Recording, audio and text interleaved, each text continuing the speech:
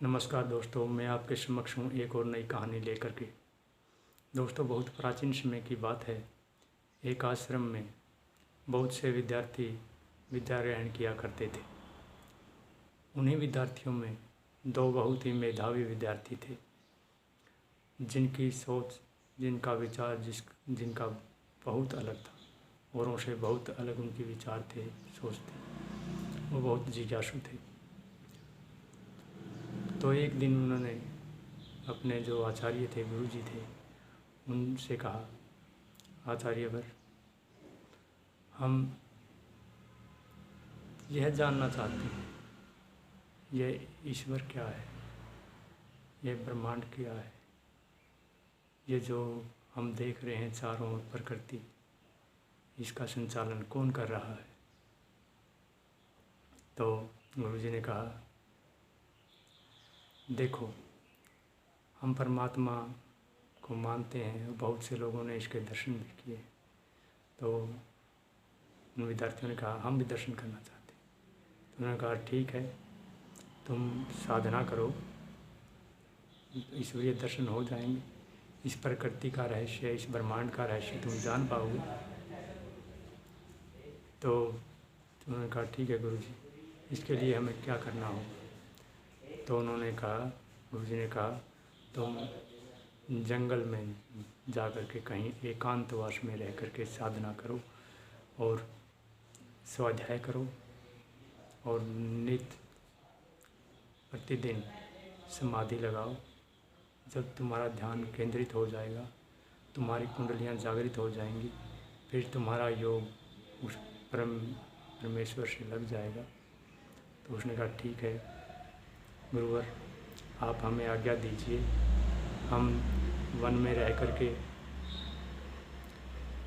इस साधना को करना चाहते हैं। तो उन्होंने कहा, ठीक है, मेरा आशीर्वाद तुम्हारे साथ है, तुम जाओ और साधना करो। तो दोनों ब्रह्मचारी चल दिए। वो जब वन की तरफ जा रहे थे, तो उन्होंने कहा, क्यों ना हम अलग अलग रह करके ये साधना करें। तो उन्होंने एक मुद्राएं ली, कहा, हाँ ठीक है, हम दोनों अलग अलग रह करके इस साधना को करेंगे। तो वो दोनों अलग अलग रहने लगे। उनमें से एक विद्यार्थी ने अपने साथ स्वाध्याय के लिए गीता, जो हमारा धार्मिक ग्रंथ है, वो रख ली। और वह नित्य प्रतिदिन सुबह उठकर नहा धो करके गीता का पाठ करता, योग साधना करता और समाधि लगाता। तो एक दिन उनकी कुटिया में एक चूहा घुस आया और उस चूहे ने उस गीता के एक कोने को कुतर दिया। जब उन योगी ने देखा, ब्रह्मचारी ने देखा कि ये मेरी जो धार्मिक पुस्तक है, इसको किसी चूहे ने कुतर दिया है, इसका समाधान करना चाहिए।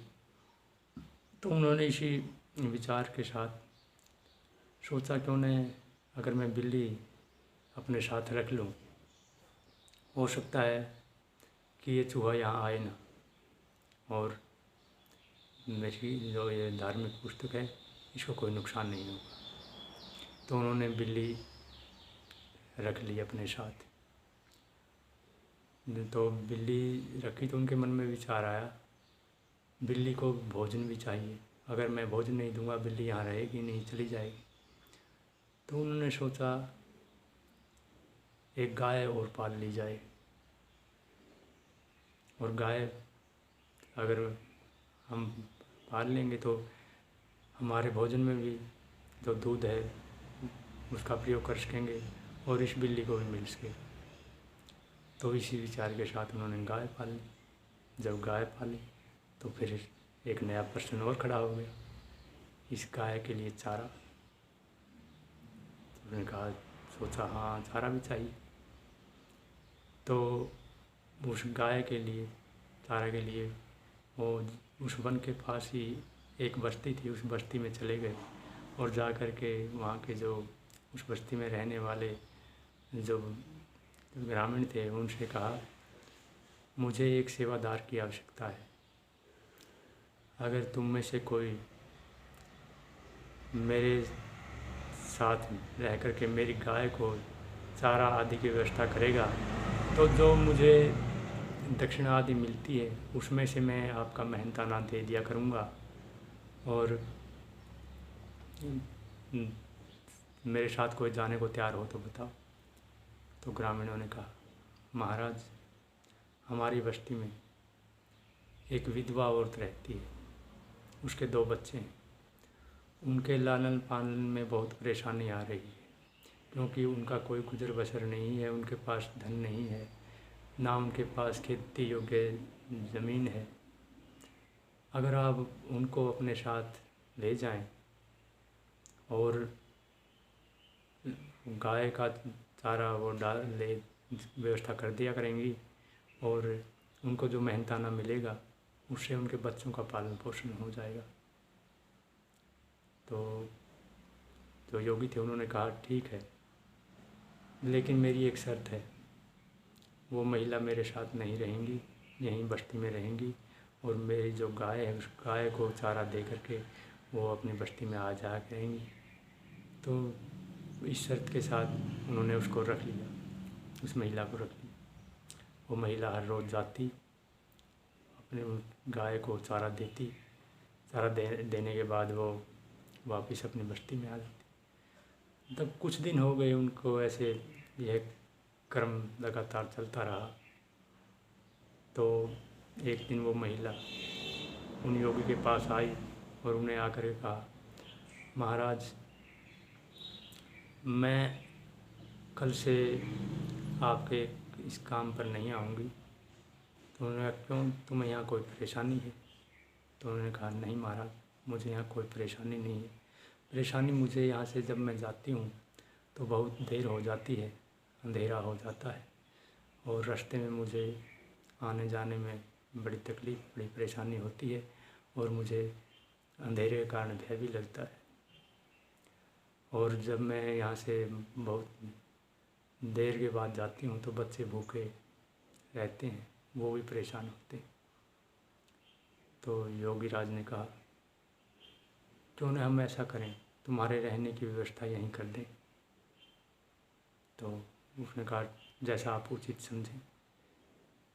तो उन्होंने कहा, ठीक है, तुम निरंतर यहाँ काम पर आती रहो और तुम्हारे रहने की व्यवस्था कर दी जाएगी। एक जो झोपड़ी है हमारे यहाँ खाली पड़ी है, उसमें तुम रह जाया करो अपने बच्चों के साथ और निरंतर आप आते रहिए। तो वो महिला ऐसे ही आती रही। प्रकृति का एक नियम है, जब कोई 2 जीव साथ रहते हैं, जीव कहिए या आसपास का जो वातावरण होता है जहाँ मनुष्य रहता है, तो उससे लगाव हो जाता है। यह प्रकृति का नियम है। जीव तो छोड़िए, आप पेड़ पौधों के साथ और जो धरा है, जो ज़मीन है, उससे भी लगाव हो जाता है। और जीव तो अलग की बात है, मनुष्य की अलग बात है। तो उन दोनों में धीरे धीरे प्रेम प्रसंग उत्पन्न हो गया और उन्होंने कुछ समय के बाद शादी कर ली, विवाह कर लिया और वो साथ रहने लगे। फिर पहले उनके 2 बच्चे थे, फिर और बच्चे हो गए और इसी के साथ उनका परिवार बड़ा हो गया। तो उनके लालन पालन के लिए दोनों को मेहनत करनी पड़ी। वो जो योगी राज थे, उनका योग और जो साधना थी उसमें बहुत विलंब उत्पन्न होने लगा और धीरे धीरे वे गृहस्थ आश्रम में चले गए और उनका जो लक्ष्य था उससे वो भटक गए। इस कहानी का जो सार है, इसका जो मेरा आपसे कहने का तात्पर्य है, अगर हम अपने लक्ष्य से थोड़े से भी भटके तो हमें पता नहीं रास्ता कहाँ ले जाएगा। हमें अपने लक्ष्य पर पूरा केंद्रित रहना चाहिए, उस पर पूरा फोकस हमारा रहेगा तो हम अपने लक्ष्य को पा सकेंगे।